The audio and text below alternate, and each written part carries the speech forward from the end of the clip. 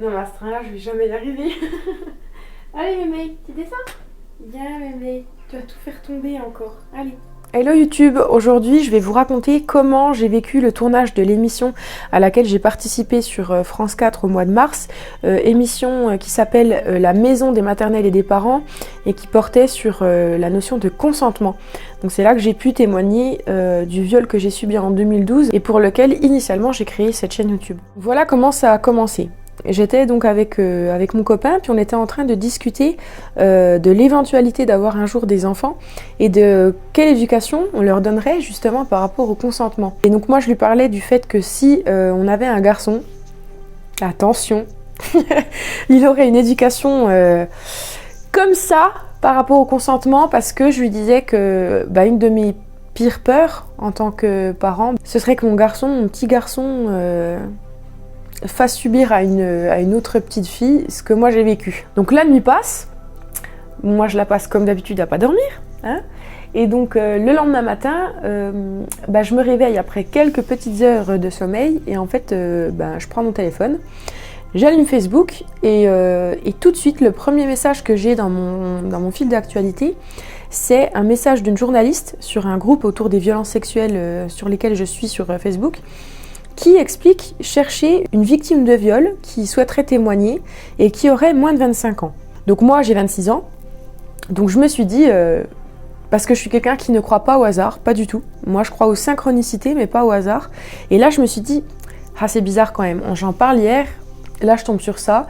Donc en fait, j'ai simplement, je sais plus si j'ai envoyé un message ou si j'ai commenté, mais j'ai mis, je crois que j'ai commenté. Oh mais c'est marrant que je tombe là-dessus parce que justement j'en parlais la veille avec mon copain et moi j'ai été victime de viol telle année, etc. machin. Et de là, cette journaliste m'envoie un message et essaie d'en savoir un petit peu plus. Et du coup moi je réponds comme ça, mais vu que j'ai 26 ans, je me dis de toute façon il cherche vraiment une ado ou en tout cas une jeune adulte vraiment de moins de 25 ans, parce que c'est quand même une émission qui est orientée enfant, orientée ado et orientée parents. Moi je me disais voilà, j'attendais rien de spécial, donc je lui ai répondu simplement en lui parlant un petit peu plus de mon histoire. Et de là, avec mon accord, il y a une première casteuse qui m'a appelée et qui m'a posé plein de questions pendant un entretien qui a duré à peu près 1 heure. Et c'était pas facile, mais je l'ai fait. Puis après, elles m'ont dit, écoutez, on va voir un petit peu avec la rédactrice en chef où est-ce qu'elle en est dans la préparation de l'émission. Et puis si besoin, tout ça, on vous rappelle. Donc moi, j'ai compris que c'était un truc un petit peu aléatoire. Et je suis restée avec ça. Et puis je me suis dit, on verra bien. Mais si jamais ça se fait, c'est que vraiment ça doit se faire. Parce que moi, je me retrouve en fait à ce moment-là. Donc on est fin janvier. J'ai sorti ma première vidéo sur YouTube au mois de novembre. Ça a été un scandale, il m'a fallu 3 mois pour m'en remettre et puis pouvoir aujourd'hui sortir toutes les vidéos que je suis en train de sortir. Donc j'étais pas du tout dans un mood comme ça, en tout cas un mood télé, mais par contre j'étais dans un mood libérer ma parole, absolument. Alors là je me suis rendu compte fin de l'année dernière qu'il était vraiment temps pour moi que je parle enfin.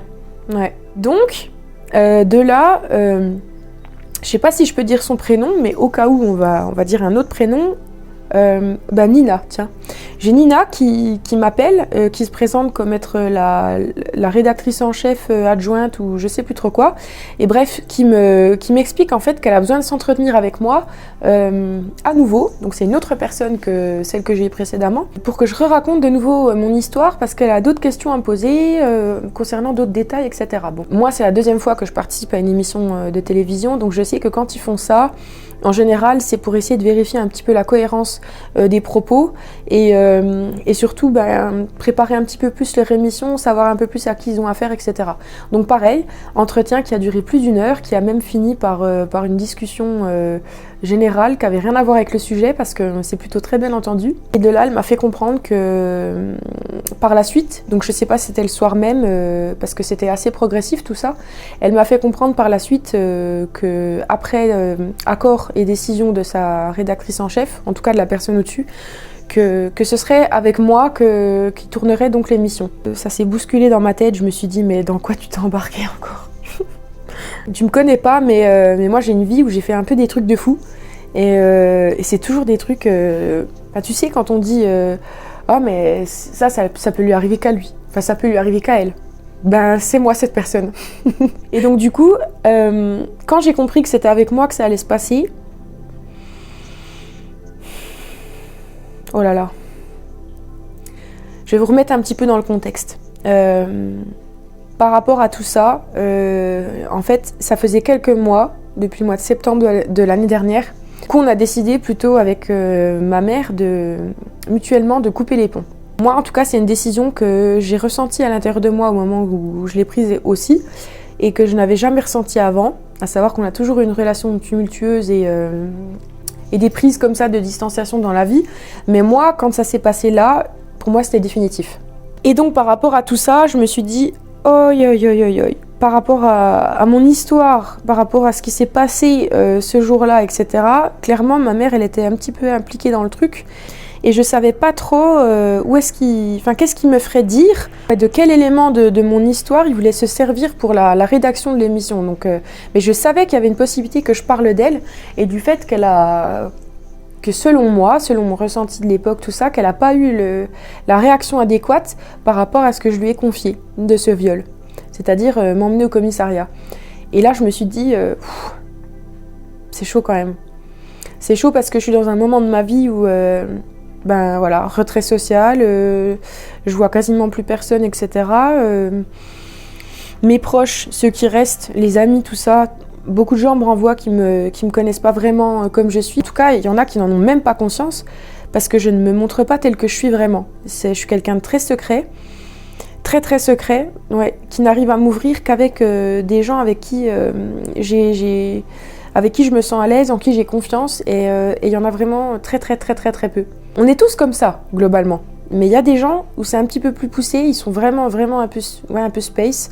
On peut dire que moi je suis comme ça, voilà. Je sais que je peux renvoyer une image à l'inverse, mais toutes les expériences que j'ai vécues dans ma vie... Donc là, on a Mémé. Viens voir là, toi. Hop là.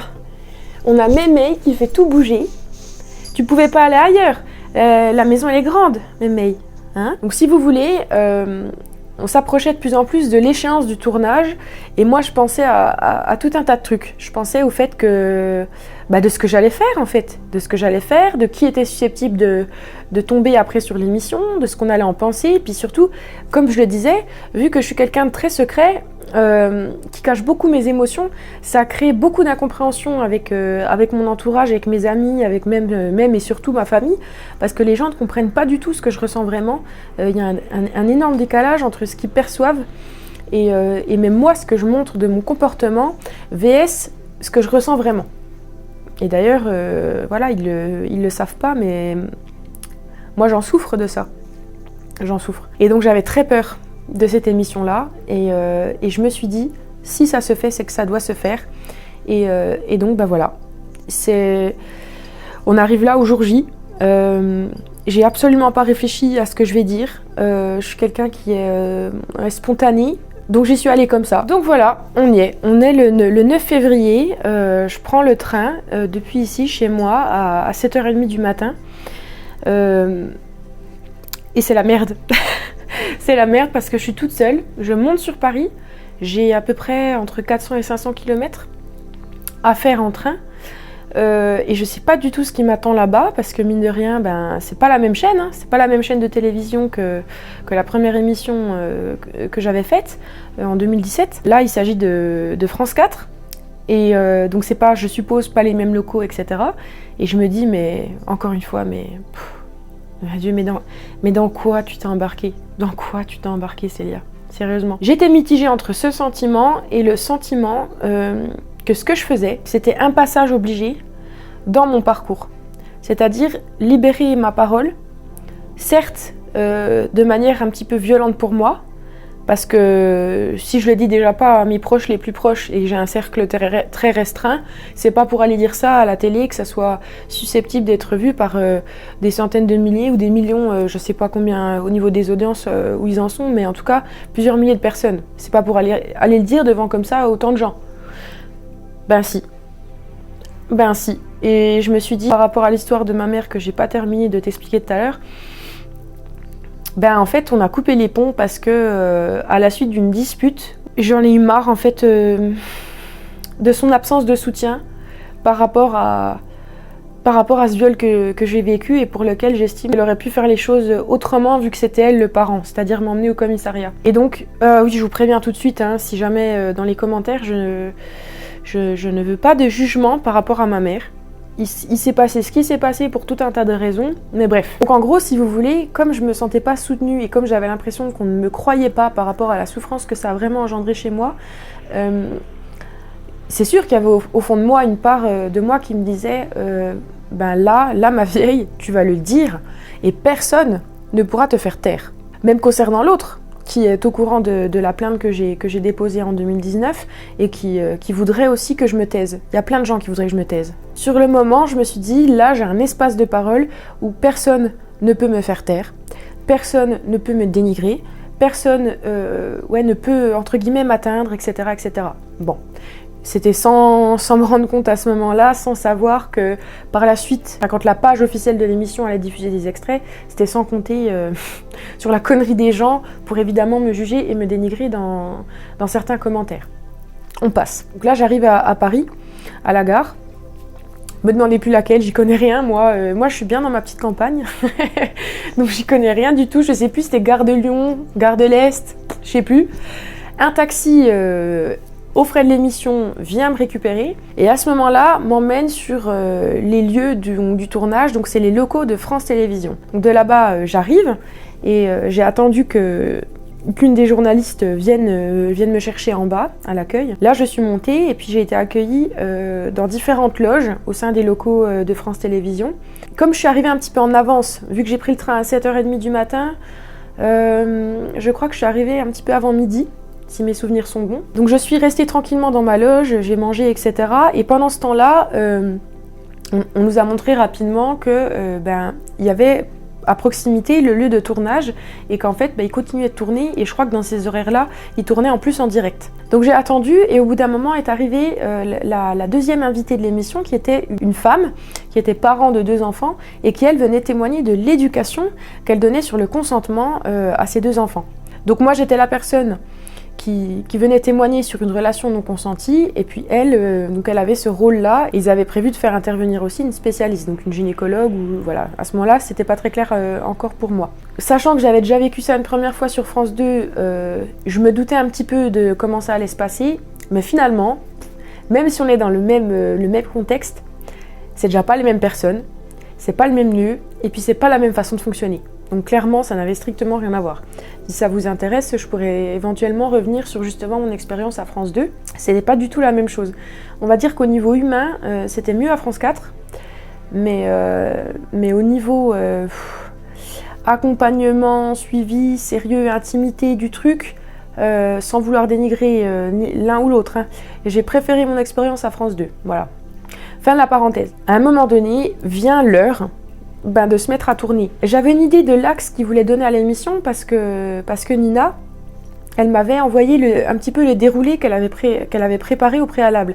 Mais c'était juste un fil conducteur. Après, on est libre de dire un petit peu ce qu'on veut, même si le but c'est quand même de rester dans l'axe parce que les questions sont quand même préparées à l'avance. Donc de là, on m'explique qu'il va falloir que j'aille me faire maquiller. Et on m'avait précisé aussi à l'avance, coiffez-vous parce qu'il n'y a pas de coiffeuse là-bas, d'accord. Moi, étant donné que j'ai pris le train à 7h30 du matin, je me voyais pas faire un brushing ou je ne sais pas trop quoi en me disant de toute façon, d'ici le soir à ce qu'on tourne vers 4h30, 5h, ça n'aurait pas tenu. Donc j'ai laissé mes cheveux complètement comme ça. Là j'y pense parce qu'en fait, si vous voulez, petit détail, mais je suis une fille, je veux dire... C'était important quand même pour moi l'image visuelle que j'allais dégager dans tout ça et parce que bon, déjà que j'allais forcément ressentir de la honte à dire ce que je disais, si c'était pour en plus ne pas être à l'aise physiquement, laisser tomber. Simplement juste avant de prendre le train en sortant de la douche, j'ai attaché mes cheveux vulgairement comme ça et je suis partie comme ça. Et donc c'est pour ça qu'à l'émission je me retrouve avec des trucs comme ça parce que j'étais pas coiffée quoi. Bon voilà, on zappe ce petit détail. Mais ça m'a quand même bien fait chier. Donc là voilà, on y est. Je vais me faire maquiller dans une loge. Le stress, il commence clairement à monter. parce que à tout moment, je suis en même temps contente parce que je sens que je vais lâcher un gros truc et que je vais me sentir, je l'espère, mieux derrière, mais en même temps, j'ai envie à tout instant de me cacher dans un trou de souris. Chose qui n'est pas possible là-bas parce que je vous dis pas le monde qui circule et de toute façon on était très surveillés. L'accès dans les locaux il se fait de manière très sécurisée avec des badges, etc. Donc voilà, de toute façon je pouvais pas m'enfuir, ça c'est sûr. Et donc là c'est le moment. Je sors de la loge de maquillage, on m'emmène jusqu'à derrière les coulisses et en fait on m'équipe en micro, etc., en son. On fait les vérifications. Donc je suis avec Carole, la dame qui est avec moi et qui va témoigner, et avec la spécialiste. Et de là, on nous fait rentrer sur le plateau du tournage. Le plateau, il est très grand par rapport à ce que vous voyez à la télé. Il est assez grand et on est un petit peu mis sur le côté. Et en fait, on nous explique un petit peu comment ça va se dérouler. C'est-à-dire, on nous donne les indications. Là, quand elle commence le début de telle phrase, vous arrivez, vous vous asseyez et machin, etc. Bon, là, on est clairement dans le truc. Je pensais vraiment que ça allait durer beaucoup plus longtemps, mais en fait, ça a été fait en... Franchement, je pense vraiment en 20 à 30 minutes. Parce que finalement, quand j'ai vu l'émission après, eh ben, il n'y avait quasiment pas de montage. Donc c'était très rapide, et c'était d'ailleurs assez frustrant. Donc, je reviens un petit peu. Donc là, je m'installe sur mon petit fauteuil. Et là, le stress... Franchement, le stress. Et là, je me suis dit, je m'auto-flagellais dans ma tête. Mais t'es complètement cinglé, mais qu'est-ce qui t'a pris de t'embarquer dans un truc pareil? Encore une fois, tu vas te taper la honte, tu vas jamais réussir à parler. Si ça se trouve, tout le monde va se moquer de toi, etc. Les gens vont pas comprendre, ou alors ils vont te critiquer. Tu vas... Ouais, vraiment, tu vas passer pour je ne sais quoi, de toute façon, ça va être encore de ta faute, enfin, tout un tas de pensées négatives. Donc voilà, donc là, l'émission commence, et en fait, il n'y a pas de préparation, il n'y a pas de « Oh, j'ai raté, machin, ou j'ai bégayé, on recommence ». C'est pas comme ça, en fait. Une fois que l'émission commence, la journaliste, la présentatrice s'adresse à moi, et à ce moment-là, bah, c'est parti. Elle me pose ses questions, et je dois répondre tout de suite. Et en fait, le stress fait que... on n'a pas le temps de réfléchir à ces formulations de phrases, et tant mieux d'ailleurs, mais en même temps, c'est assez embêtant parce que les mots sont très importants, on le sait. Enfin, moi, j'en ai fait l'expérience à ce moment-là. Dans la vie de tous les jours, on s'exprime, bon, il n'y a pas de retombées spécifiques, on s'en fiche, mais quand on passe à la télé, malheureusement, les mots qu'on dit, ils peuvent être pris, détournés, etc. machin.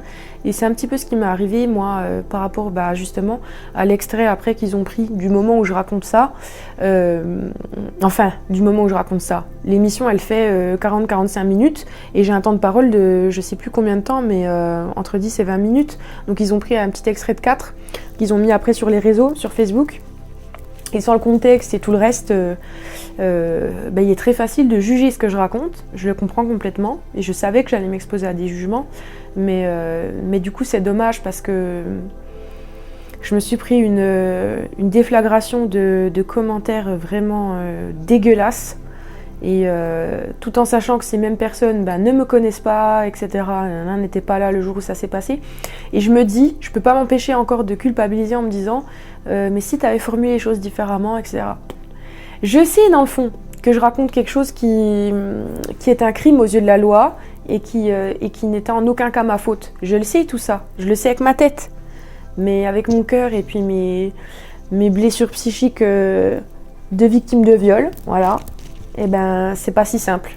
C'est pas si simple. Donc là, je vais pas vous raconter ce que j'ai dit, ce qu'elle m'a posé comme question, ce que j'ai répondu, etc. Pour ça, je vous invite à aller voir l'émission si ça vous intéresse. Je vous mets le lien juste ici. Et puis l'émission s'est terminée. Et en fait, moi, j'avais un message à faire passer qui me tenait vraiment extrêmement à cœur. Un message issu de tout le travail que j'ai effectué depuis des années sur moi pour me sortir de tout ça et pour en sortir grandi. Et en fait, à la fin de l'émission, punaise, je savais pas à quel moment je pouvais dire mon truc. Et du coup, elle allait clôturer l'émission, la présentatrice, pour passer au sujet suivant. Et là, j'ai interrompu tout le monde et j'ai dit « Excusez-moi, excusez-moi, comment j'ai dit ça ? Je veux pas vous déranger, mais je voudrais rajouter quelque chose. » Et donc elle s'est rassie et la spécialiste aussi, qui était en plein élan. Et là j'ai balancé mon message et je me suis dit, pour moi à ce moment-là, le plus important, c'était pas de raconter ce que j'ai vécu en 2012, c'était de donner ce message parce que j'étais persuadée que ça allait forcément aider. Je sais pas, j'avais l'intime conviction que c'était moi que la vie a choisi de placer à ce moment-là, à cet endroit, sur ce plateau, etc. Et que c'est peut-être parce que ce que j'avais à dire pouvait aider. Bon, j'ai conscience que ce que je dis, ça peut être interprété de tout un tas de façons, mais moi je sais ce que j'ai dans le cœur. Et ce que j'ai dans le cœur, c'est la volonté d'apporter une petite lumière à des victimes de violences sexuelles. Et je savais, j'avais vraiment l'intime conviction que ce serait le cas. Donc c'est ce que j'ai fait. J'ai livré mon message. Je sais pas si je peux vous mettre un petit extrait ou s'ils vont pas me bloquer ma vidéo, mais je vais essayer et puis on verra bien ce que ça donne.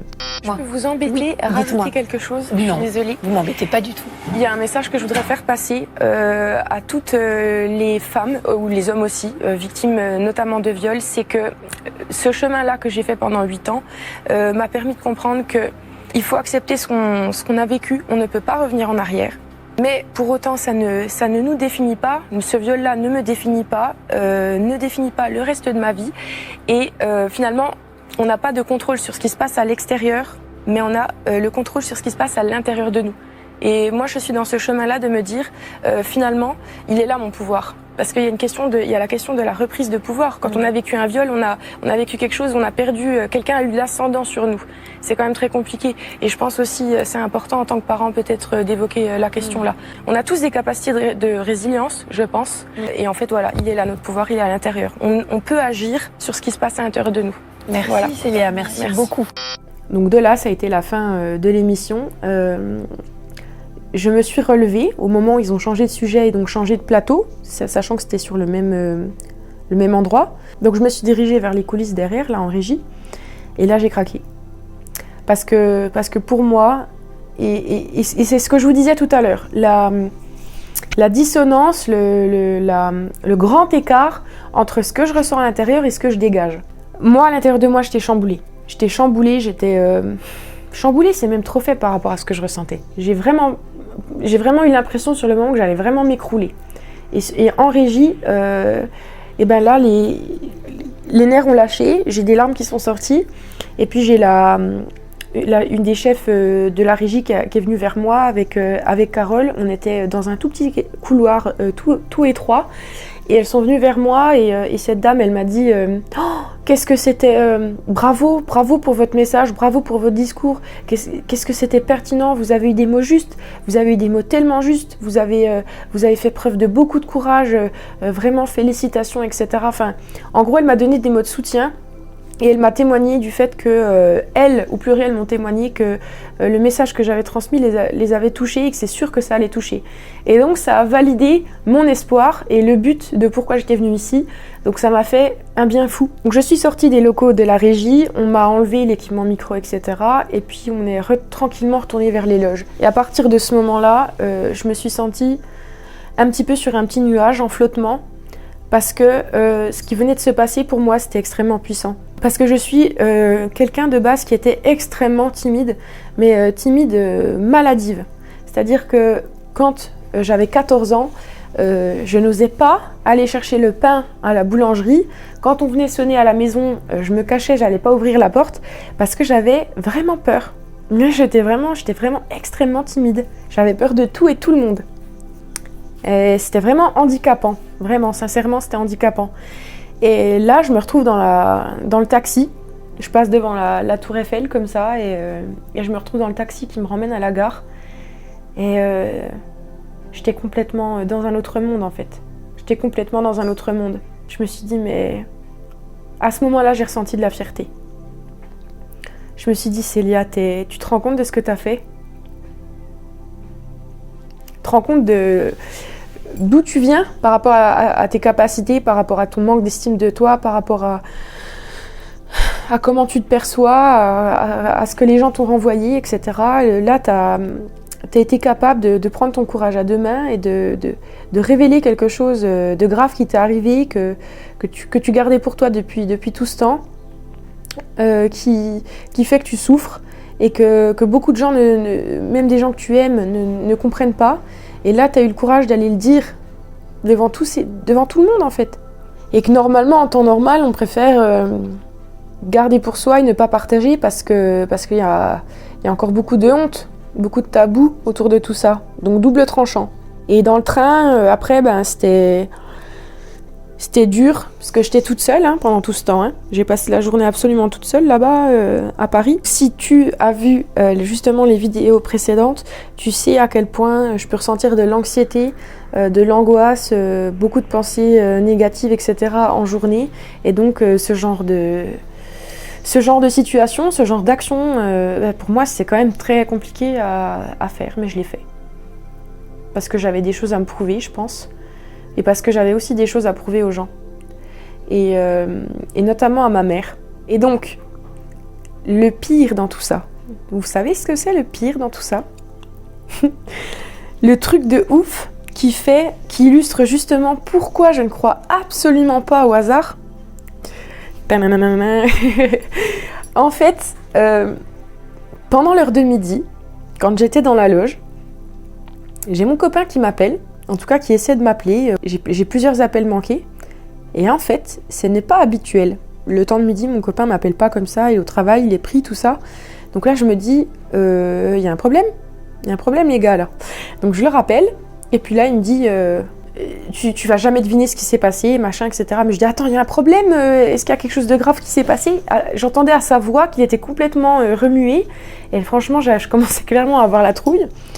Et en gros, donc là je vous fais le raccourci, je ne vais pas tout vous raconter, mais il me dit que ma sœur, avec qui de manière indirecte j'ai coupé les ponts en même temps que ma mère, donc 6 mois auparavant en septembre, enfin à peu près 6 mois, qu'elle a débarqué comme ça, qu'elle s'est pointée et qu'en fait elle voulait me voir. Et il lui a dit que j'étais pas là, sans lui expliquer où j'étais et qu'est-ce que j'étais en train de faire, surtout, parce qu'elle était au courant de rien. Et elle l'a même pas cru. En fait, elle pensait que j'étais à la maison et que je l'évitais, que je voulais pas la recevoir, etc. Non, j'étais pas là. Donc il m'a prévenu de tout ça et il m'a raconté rapidement ce qui s'était passé parce que du coup, lui, il l'a invité quand même à boire un café, histoire de la recevoir et de lui montrer, voilà, il y a pas de problème, c'est juste que Célia, elle est vraiment pas là. Et donc ils ont parlé un petit peu pendant tout ce temps et elle lui a appris en fait que ma mère regrettait un petit peu ce qui s'était passé, en résumé, avec moi par rapport à justement cette histoire de viol et du fait qu'elle ne pouvait pas ou ne voulait pas m'apporter le soutien que je demandais. Et aussi, ma sœur a parlé du fait que ma mère se remémorait certaines choses qu'elle avait vécues elle aussi, de cet ordre-là, et que donc elle se posait tout un tas de questions et que ça allait engendrer forcément de sa part une autre vision des choses. Donc en gros, ça allait faire que tout ça, tout ce qui s'est passé entre nous, pouvait ou pourrait ou potentiellement bouger. En tout cas, moi ça m'a fait du bien d'apprendre que finalement ma mère ne pensait pas forcément tout ce qu'elle m'a dit, ni tout ce qu'elle a fait, ni etc. et qu'elle allait peut-être me comprendre un petit peu plus. Quand il m'a appris ça, je sais pas si vous comprenez de quoi on parle là. Comme je vous disais tout à l'heure, il y avait un fil conducteur qui était prévu dans l'émission et je savais qu'on allait me poser des questions par rapport à ma mère. Et moi, j'allais forcément répondre à ces questions en fonction de ce que j'avais comme information à ce moment-là, à savoir qu'elle voulait entendre parler de rien, que chacun faisait sa vie, que il n'y avait pas d'excuses, rien du tout, rien, que du négatif. Moi, j'avais pas prévu de la descendre, parce que ça reste ma mère, mais j'avais prévu de dire la vérité. C'est-à-dire, oui, j'aurais préféré qu'elle m'emmène au commissariat parce que j'étais mineure à l'époque, etc. C'est ce que j'avais prévu de dire. Mais puisque ma sœur s'est pointée ce jour-là comme par hasard, sans le savoir, tout ça, et a transmis ce message-là à mon copain qui me l'a transmis à moi, ça m'a permis justement de changer mon fusil d'épaule et de ne pas dire les choses que j'avais prévu de dire. Et de toute manière, j'ai mis au courant directement Nina qui en a fait part à la présentatrice, etc. Et du coup, on ne m'a pas posé les fameuses questions sur ma mère. Donc c'est quand même un truc de fou.